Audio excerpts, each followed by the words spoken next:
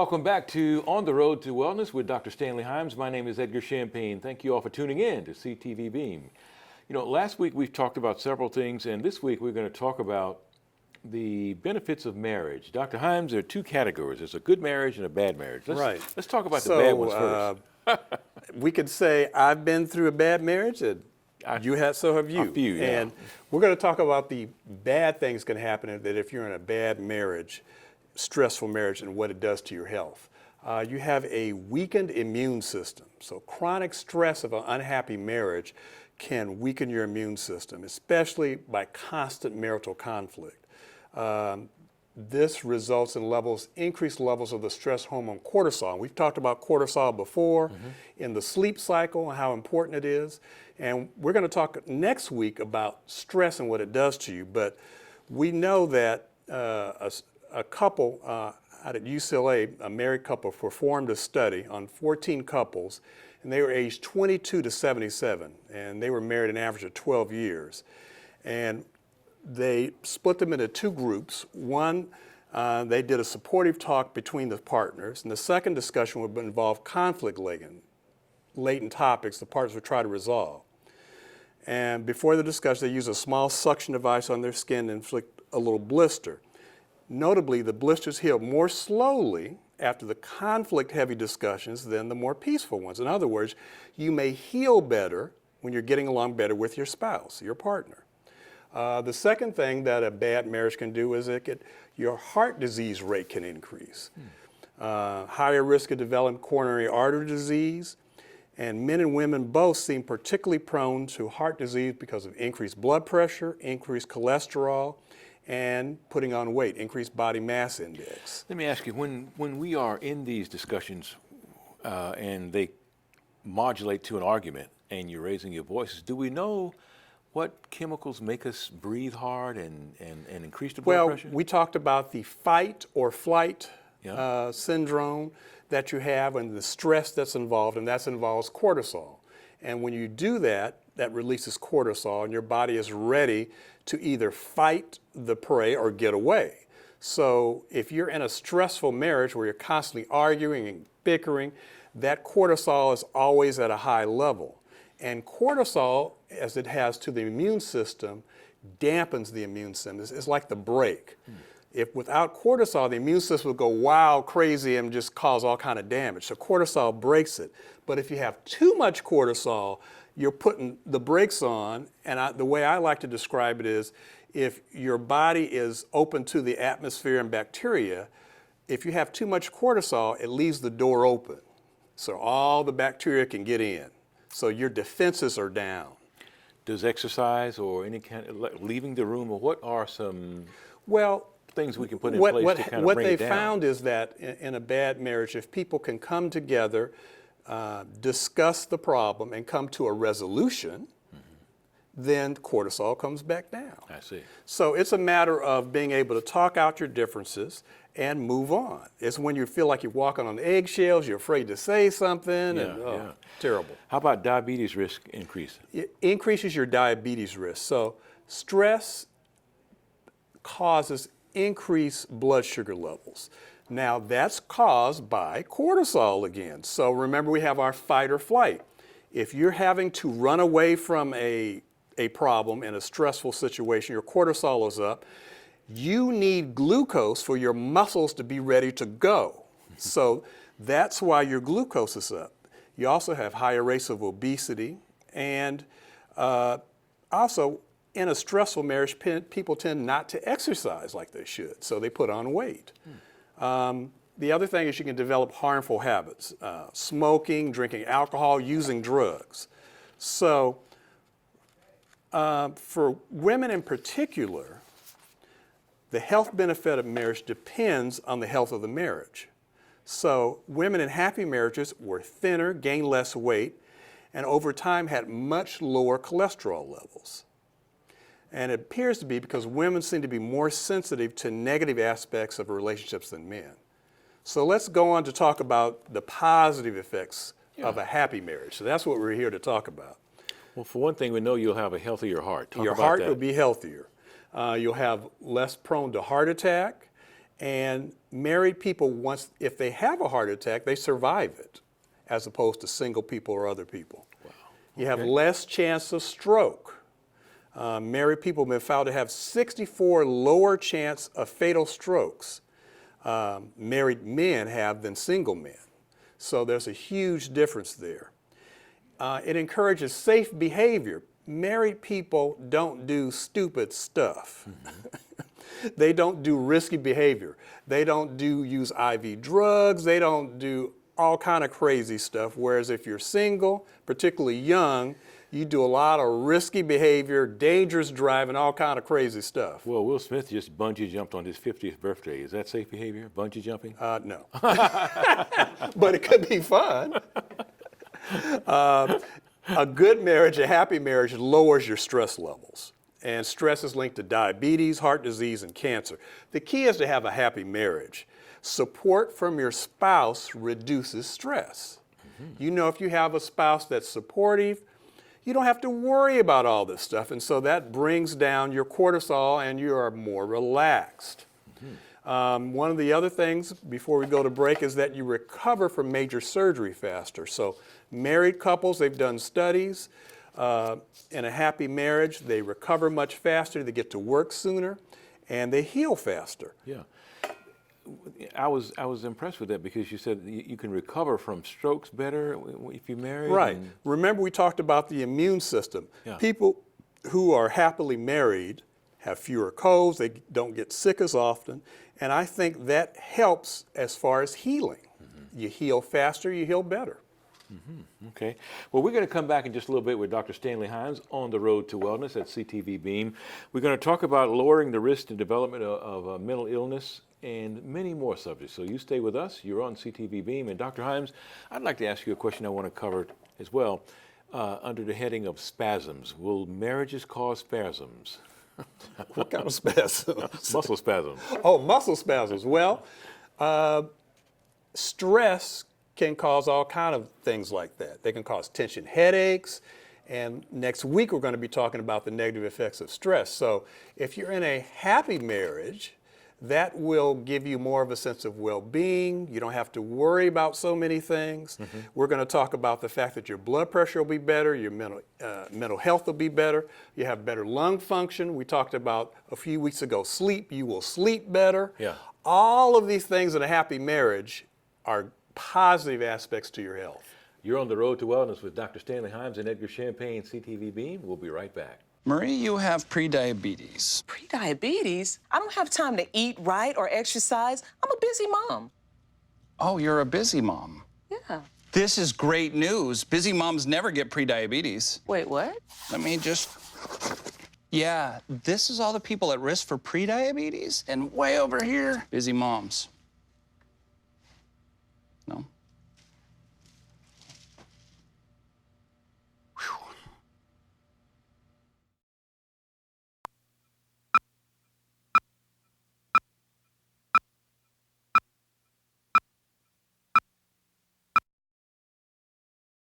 It takes less than 1 minute to find out if you may have prediabetes. You can do it here. But you probably won't. You're busy. Kids, work, show coming back in 48 seconds. So let's do this now. Hold up one finger if you're a man, women, 0. 3 more fingers if you're over 60, 2 over 50, 1 over 40. If you're not sure, keep in mind you're sitting on a couch right now, so 1 more finger if you're not very active. 1 finger if yes, 0 if no. 1 yes, 0 no. Next, find the body type that looks most like you and hold up that many fingers while I look around awkwardly. And that's it. If you're holding up 5 fingers or more, you probably have prediabetes. Sorry to be so blunt, but hey, you're busy. Just go to the site. Welcome back, and you're on the road to wellness with Dr. Stanley Himes. I'm Edgar Champagne at CTV Beam. We talked about healthier heart, less chance of strokes, encouraging safe behavior, lower stress. But in arguments, in a bad marriage, let's go back to that for a second. Right. In a bad marriage, who wins the argument? Can you win?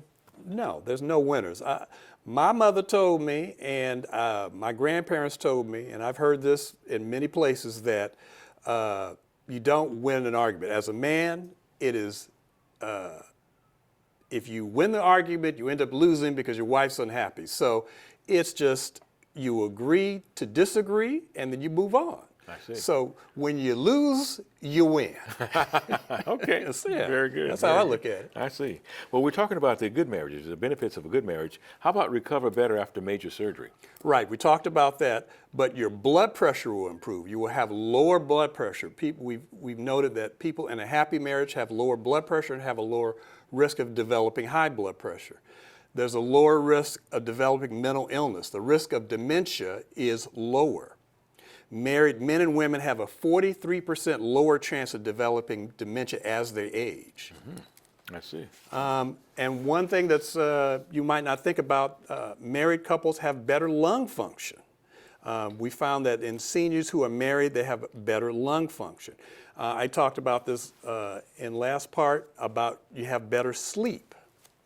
As relates to cancer, happily married couples are likely to survive cancer for a longer period of time, and there's less likely to have advanced cancer at the time of diagnosis.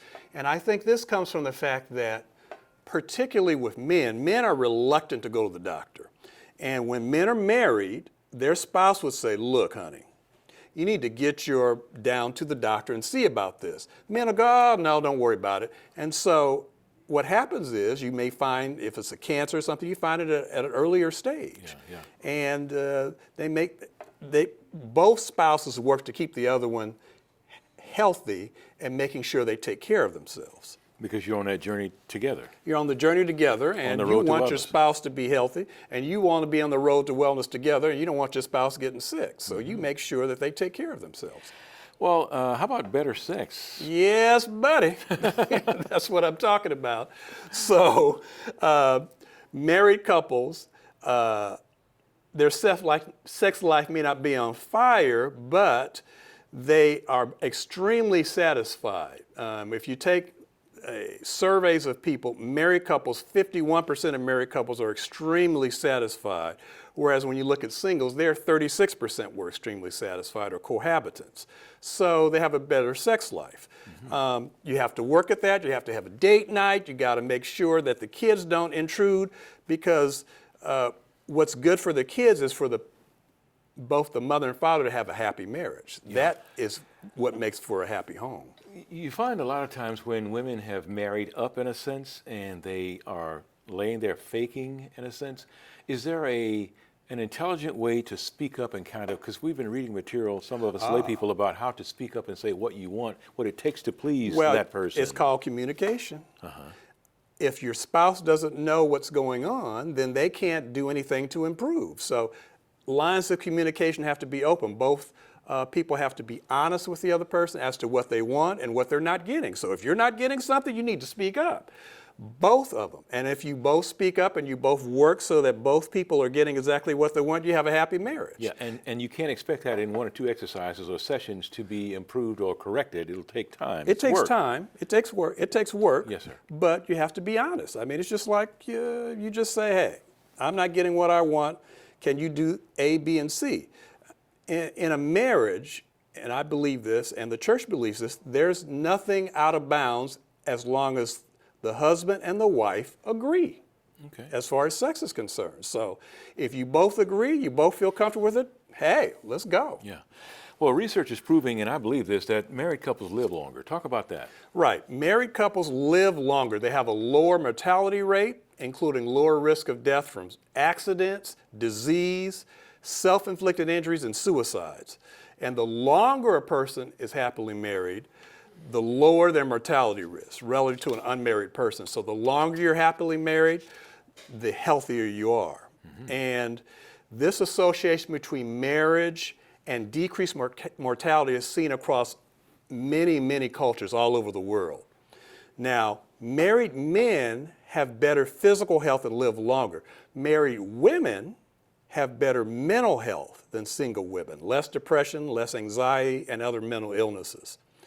Every study of mortality and marital status shows that unmarried of both sexes have higher death rates, whether by accidents or suicide. I see. Okay. How about the benefits of for the heart when you're married? So I think one of the things that's really important is in a happy marriage, stress is reduced, cortisol levels reduced, so stress is reduced.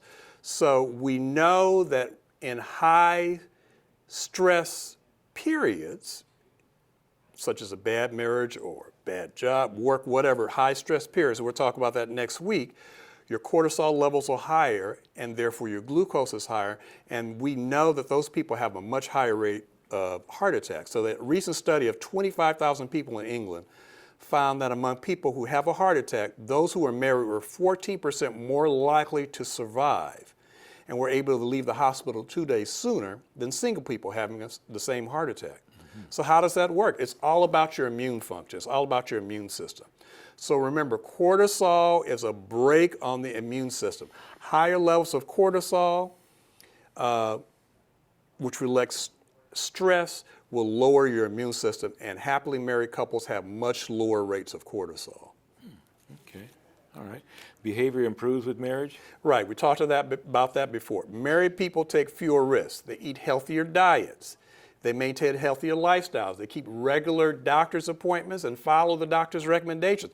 Honey, now you heard the doctor told you that you need to do A, B, and C. Right. Now, because I was there listening to him, and you're going to do it. And they make sure that you listen and you follow the doctor's recommendations. So all of those kind of behaviors improve. You don't go out drinking with the guys, getting tore up, drinking too much alcohol, and we'll talk about that in another segment about the negative and positive effects that alcohol can have. Well, what if the spouse doesn't go to the doctor and you're sitting there listening? You and I, for example, if you have a doctor, you're a doctor, but you've got a doctor. Right. If Mrs. Himes doesn't go and he's saying stuff to you and you simply forgot something, Mrs. Himes will be there. she's going to be there. As well as if she goes to the doctor, I will be there. But in some cases they can't because of work or obligations, appointments, or what I have you. will tape the appointment. I see. And then she could play, I can play, on your phone, you could just tape it. I see. Like the video. Tape it, yeah, record it. Yeah. You just don't do the video, and you just have the doctor talk, and then you play it back for, so that your spouse can hear it. And your spouse said, oh, so he said you need to take this medicine for this particular thing, and you need to exercise and do these things to improve your health. So you're going to do that, aren't you? Yeah. What about the prescription that the doctor might give you in terms of pills? Why do people have a problem swallowing pills? And some people don't like them. Well, I'm not quite sure why some people have trouble swallowing pills. I have trouble swallowing certain types of pills. Now, the oblong ones, I don't have any problem with. So, I don't know. But when it comes to marriage, your spouse will help you swallow that pill. All right, then. Mental health improves when you're married. And so we're going to get back with Dr. Stanley Himes. We are talking about the benefits of marriage, good and bad. You're on the road to wellness with Dr. Stanley Himes and Edgar Champagne of CTV Beams. But I want to say when we come back, we're going to talk about cohabitation. So how does that affect your health versus someone who's single versus someone who's married versus happily married couples? So there's an old saying with cohabitation, when you buy the cow, why buy the cow? When you can get the milk for free. Free. That's coming up on CTV Beam, ladies and gentlemen. Dr. Stanley Himes, you're on the road to wellness. Thanks for tuning in. We'll be right back. It takes less than 1 minute to find out if you may have prediabetes. You can do it here. But you probably won't. You're busy. Kids, work, show coming back in 48 seconds. So let's do this now. Hold up one finger if you're a man, women, 0. 3 more fingers if you're over 60, 2 over 50, 1 over 40. If you're not sure, keep in mind you're sitting on a couch right now, so 1 more finger if you're not very active. 1 finger if yes, 0 if no. 1 yes, 0 no. Next, find the body type that looks most like you and hold up that many fingers while I look around awkwardly. And that's it. If you're holding up 5 fingers or more, you probably have prediabetes. Sorry to be so blunt, but hey, you're busy. Just go to the site. Welcome back. You're on the road to wellness with Dr. Stanley Himes. My name is Edgar Champagne. Dr. Himes, we're talking about the benefits, the good and bad of marriage. One thing we know works real well is cohabitation. Let's talk about cohabitation. Well, no, it doesn't work well. No can do. So the problem, cohabitation violates the institution of marriage by lacking true commitment. So people who cohabitate, it's kind of like, well, let's try it out. Let's try the car out before we buy the car. Yeah. Well, you know, the whole saying, well, why buy the car when you can get the milk for free? Yeah. Now, definition, living together in a sexual relationship without being married. That's cohabitation. Okay. So reasons people cohabitate: increased intimacy, they think, less complicated dissolution. So if you are cohabitating, you can just say, well, look, I'm tired of you, I'm leaving. Out the door. So I'm out the door at the drop of a hat. People say that their other reasons are they're testing compatibility. Can we get along? Let's better learn each other's habits and character. Well, I'm of the belief that when you date somebody, you can certainly learn their character. I mean, that's what dating, the whole dating scene is all about. Mm-hmm. And it doesn't take years to learn whether someone is for you and you're compatible and their character. Because in a dating situation, people tend to put on airs and put on their best face. But if you date somebody over a period of time in different situations, you will see the person's true character, because Correct. They're going to get angry, they're going to be whatever. How do they react? How do they treat you when they're angry? How do you communicate? You can do all that without having to live under the same roof. So there have been several studies that have been done about cohabitating couples. What are the deleterious health effects of cohabitating? What would you say? Maybe getting hit with a pot from arguing? Yeah, there's much more violence with couples who cohabitate. Mm-hmm. There is abuse, particularly of women, much more, significantly more. High risk of physical, emotional, and mental abuse. Unstable relationship. There's an increased risk of drug abuse. Violent relationship can lead to depression, suicide, homicide, or death. So when you listen to the news, you'll hear about some poor child that's been brought into the world in a cohabiting couple. They're not married, or the woman's boyfriend comes in and murders the child or beats the child to a pulp. Yeah. Those are cohabiting couples. Those are not happily married couples. Yeah. So there's a lot of violence that can be in these relationships. Mm-hmm. We're talking about the fact of cohabitation not being good for you. What is the best solution to refrain from cohabitation?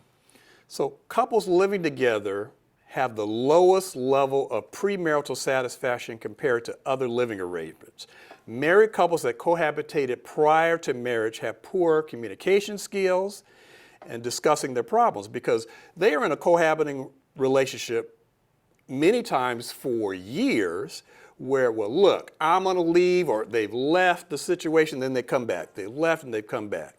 And that doesn't really breed good communication skills and being together as a couple and working together. Cohabitating couples are less sexually committed and trustworthy. There's a lot of people stepping out when they're cohabitating. Now, that happens in marriages, but cohabitating, it's very high. Okay. Well, how about if we had a summary of cohabitating and all the information we need to dispense on that, what would be something, where would you start? Well, the fact that couples that cohabitate, there's an increased risk of drug use, physical, mental, and emotional abuse, and the rate of violence is double that of married couples and cohabiting couples. Severe violence was 5 times higher for cohabiting couples. And they've done studies where they've talked to happily married couples and cohabiting couples to see who have higher, and married couples have a higher level of happiness. They're happy with their spouse, they're happy with their life. And cohabiting couples tend to have a much higher rate of depression than married couples.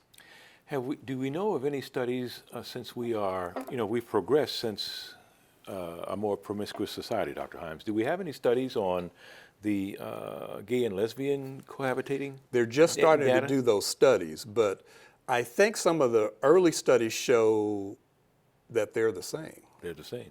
Yeah. I see. Okay. Gay and couples and lesbian couples that are married and in a committed relationship have higher satisfaction, and those that are cohabiting have higher rates of violence and all the other things with heterosexual couples. Okay. Well, good marriage, bad marriage, cohabitation. Let's kind of review a little bit, and then I think we're going to play a game in a second or so. Right. Yeah. I also want to say that people who are cohabiting, if they should get married, they're much more likely to end in divorce. Now, the divorce rate currently is 50%. People who cohabitate for a period of time and then get married, that divorce rate is much higher, much higher. It could be 75, 80%. It's much higher. Because you can look back down the road and see some of the issues and problems you all have had and how well you dealt with them. And right.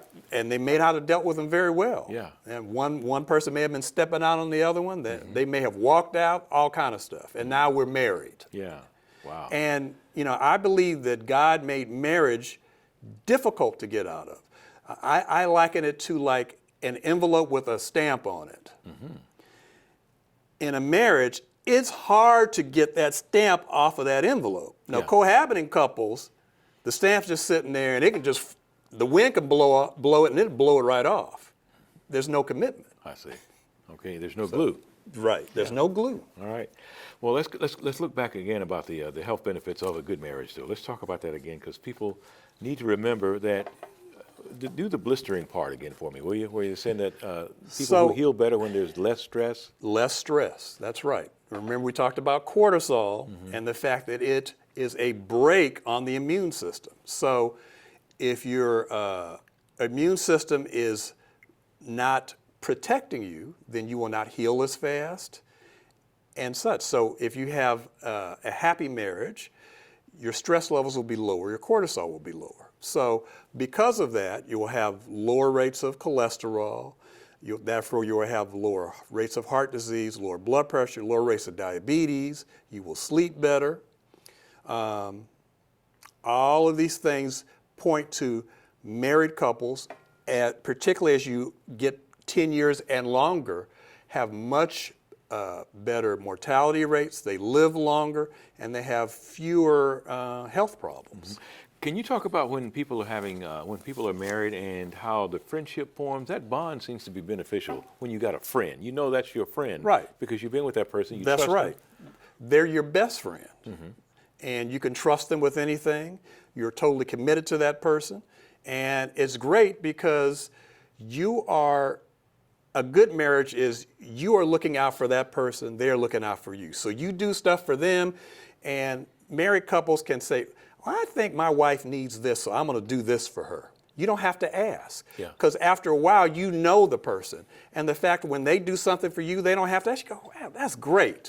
And you can say, man, I feel great. Right. When you left home for work that day and you realized there was maybe she was going to eat cereal that morning, you needed some milk, she brought the milk home and that saved her a trip. That's Stuff right. like that. Yeah. Looking out for the other one. I get it. Anything that the person needs that you can think of that you can do for them is great. That's great. And the other thing about sex is that sex begins not when you come home, it begins in the morning.